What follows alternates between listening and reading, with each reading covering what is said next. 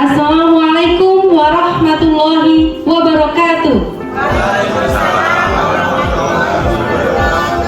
Selamat pagi Bapak Ibu Guru.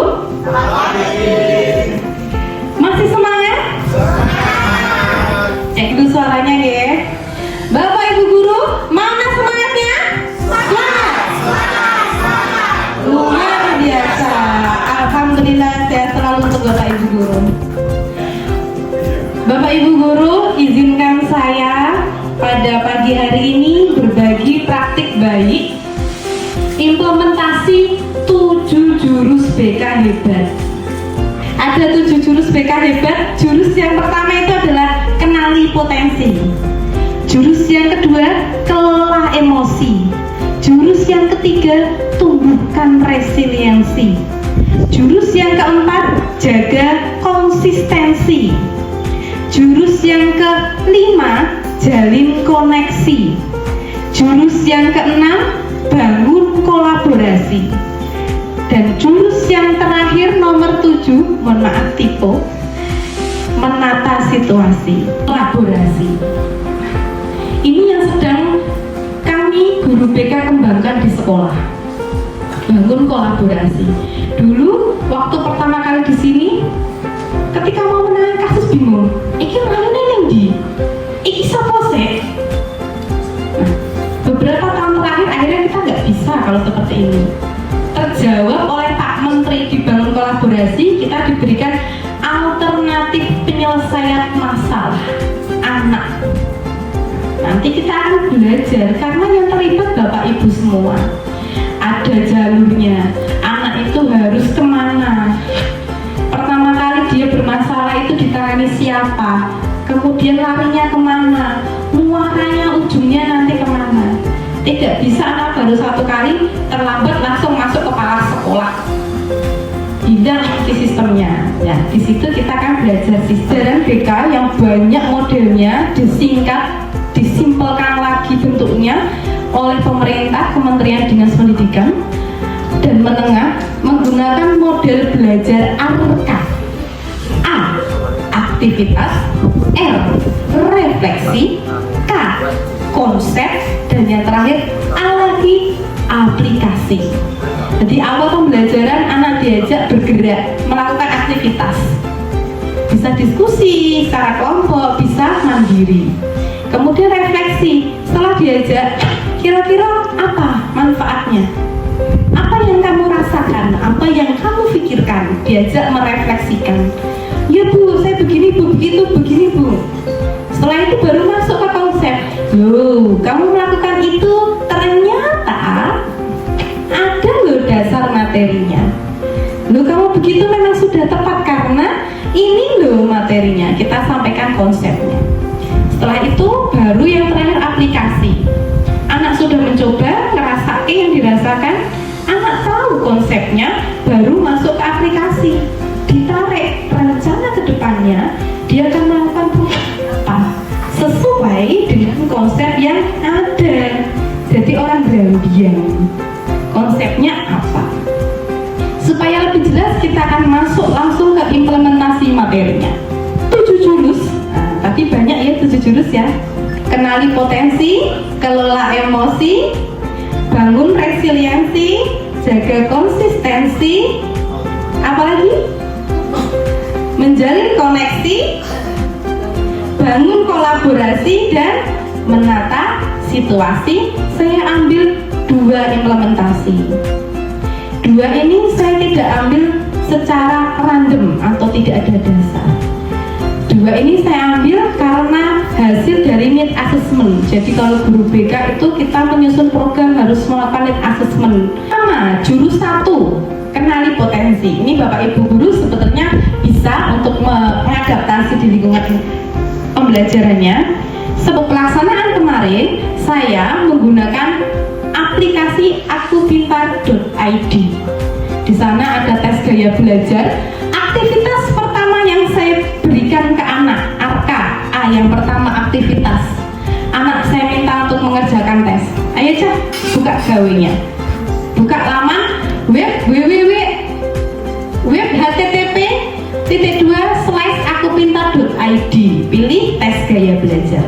Saya berikan waktu, hasilnya keluar, anak membaca hasilnya. Sudah sesuai belum?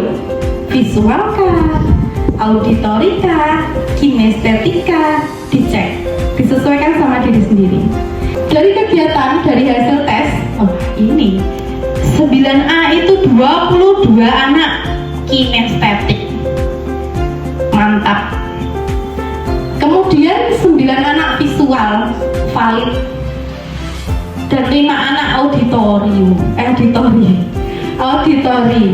Hanya 5 anak yang lainnya, kebanyakan mayoritas adalah kinestetik. Dari kemarin saya implementasi itu ada evaluasinya. Terus ketiga dari 7 jurus BK hebat. Jadi sama ya simbolnya 7 jurus BK hebat. Nah, jurus yang ketiga adalah tumbuhkan resiliensi. Ini adalah kegalauan kita bersama. Banyak anak yang tidak memiliki daya juang, dikasih kesulitan sedikit mengeluh, sedikit mendapatkan masalah, pasang status melo, betul ya? Pasang status melo. Angka saya terapkan di jurus ini. A yang pertama adalah aktivitas. Terus yang ketiga, sarananya ada di 9A, sudah cukup kondusif. Di sini ada 33 anak yang ikut dalam kegiatan ini, 3 anak izin untuk pemadatan materi FTBI. Kemudian sarana yang saya gunakan laptop, gawai, internet, PowerPoint, aplikasi Kahoot, dan aplikasi Wordwall. Seluruh murid mampu membedakan dan mengelompokkan mana fixed mindset dan mana growth mindset. Hasilnya saya lihat dari hasil kuis dan saya validasi ke anak, adakah yang mau bertanya, adakah yang belum jelas? Ternyata tidak ada. Anak sudah bisa membuat kalimat growth mindset dengan banyak variasi. Ada yang panjang membutuhkan 1 kotak, ada yang cuma sedikit, tapi semuanya sudah betul. Dukungan yang diharapkan, saya menyampaikan hasil implementasi saya ini ada maksudnya, bukan hanya udang yang ada di balik batu, tapi juga ada maksud di balik presentasi. Ada dukungan yang ingin saya minta dari Bapak Ibu Guru. Dukungan yang pertama itu dari implementasi jurus 1. Anak sudah tahu gaya belajarnya, terutama di kelas 9A. Harapan saya, Bapak Ibu Guru bisa ikut menggunakan strategi peer teaching atau saling mengajar. Jadi Bapak Ibu kalau mengetahui anak didiknya kok ketok gak iso dikandani, garap kak tugas-tugas gak iso, motorik di kelas lemah, coba peer saling mengajar. Amati kira-kira siapa yang bisa menjadi mentor anak kinestetik. Seandainya anak tersebut biasanya kan anaknya tidak bisa duduk diam, itu kan kinestetik ya. Cari peernya, teman di kelasnya siapa yang bisa menjadi mentornya. Resiliensi. Dukungan yang pertama, mengintegrasikan kalimat growth mindset dalam budaya kelas. Bapak Ibu, anak-anak sudah bisa membuat growth mindset. Harapannya Bapak Ibu Guru juga bisa membuat growth mindset juga. Jika anak saya latih untuk tidak bicara tidak, aku tidak bisa, diganti aku belum bisa. Baik, terima kasih untuk waktunya yang diberikan kepada saya. Di sini Bu Dini bisa menjelaskan tentang aplikasi yang aku kita ini lebih detailnya bisa digunakan untuk apa aja. Oke. Kalau saya, untuk dari saya cukup segitu. Terima kasih untuk waktunya. Ya, terima kasih. Assalamualaikum warahmatullahi wabarakatuh. Waalaikumsalam warahmatullahi wabarakatuh. Pertanyaan saya hampir sama dengan Pak Faris, Bu. Jadi untuk apa ya tadi yang aku pintar.id, nah itu diterapkannya lebih baik itu di awal pembelajaran, awal semester, atau setiap pertemuan itu bisa kita terapkan. Bu, kata pandangan tadi kan karena gaya belajarnya berubah. Nah, itu baiknya seperti apa di awal untuk 1 tahun atau setiap kali pembelajaran. Terima kasih. Gitu ya, dengan ada tadi di dalamnya materinya juga ada terkait dengan gaya belajar anak ini perlu dimasukkan begitu dari awal sehingga bisa untuk pemetaan ya Bu ya, untuk mendeteksi kemampuan awal anak. Tadi yang sudah sampaikan di Pak PLT yaitu segala kesulitan dan sebagainya, saya percaya SMP 1 Gabus bisa menangani ya, mengatasi masalah ini dengan baik. Nah, ini saya percaya ya Pak, ini kan termasuk apa Bu, pola pikir bertumbuh ya. Nah, ini jangan bilang tidak bisa tapi belum bisa atau ya nanti bisa, begitu ya Pak. Nah, ini yang kemudian terkait dengan Permendikbud nomor 11 tahun 2025 tentang apa itu guru wali itu ya, tolong disampaikan terkait dengan kedudukan dari guru BK. Guru BK ini mohon, karena kemarin juga banyak pertanyaan dari teman-teman dari sekolah yang lain terkait dengan keberadaan dari guru BK. Monggo terkait dengan guru wali. Izin menjawab ya Bapak.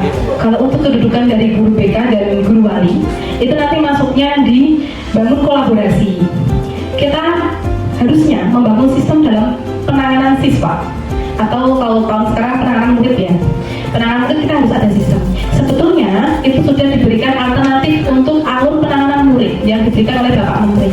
Akan tetapi itu bisa disesuaikan dengan kondisi sekolah. Contoh, kalau di sekolah itu ada tim kedisiplinan atau tim kesiswaan, itu bisa dimasukkan. Tetapi sistem ini wajib untuk disosialisasikan. Kedudukan guru wali dan guru BK.